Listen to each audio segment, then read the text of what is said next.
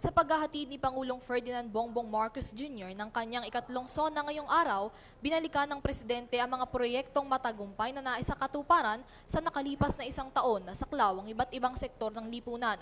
Kasabay nito ay ang paglatag din niya ng mga plano at proyektong susunod sa mga naisakatuparan ngayong taon.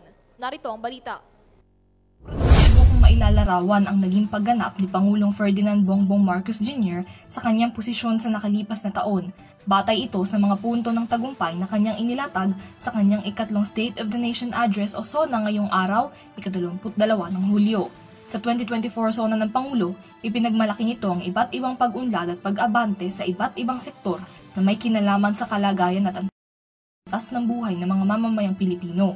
Unang tinalakay ni PBBM ang positibong estado at lagay ng agrikultura ng bansa, kabilang namang usapin gaya ng bigas, fishery, pagpapababa ng halaga ng mga pagkain at iba pa. Inilatag din ng Pangulo ang pagkakaroon ng mas maraming irrigation at water system sa bansa na nakatulong sa mga magsasakang Pilipino. Pinahayag din ni PBBM ang naging pag-unlad at pagpapahusay sa estado ng disaster risk at calamity response activities ng pamahalaan pagdating sa mga sakuna, kabilang na rin ang agarang pagtugon pagkatapos ng isang kalamidad. Bukod pa ito sa mga naging pag-unlad pagdating sa mas maraming naitayong infrastruktura, kalsada, mga tulay at mga railways na saklaw ng flagship program ng administrasyon na Build Better More program. Positibo rin ang naging report ng Pangulo pagdating sa plano ng pagpaparami ng free internet access sites, maging ang pagtugon sa mga isyong may kinalaman sa energy at power supply sa bansa.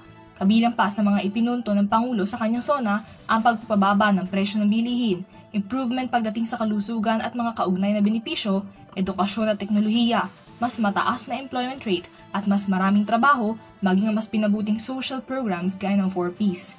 Samantala, tinugunan na rin ng Pangulo ang mga usaping may kaugnayan sa agawan sa teritoryo at sinabing hindi aatras at isusuko ng Pilipinas ang karapatan nito sa pinag-aagawang lupain. Sa kabilang banda, kabilang sa mga plano ng administrasyon sa susunod na mga taon ay ang mas pagpapalawig at pagpapaunlad pa ng mga programa at proyektong nasimulan niya mula nang maluklok siya sa pwesto. Para sa EuroTV News, Mia Layagin sumasaludo sa bawat Pilipino.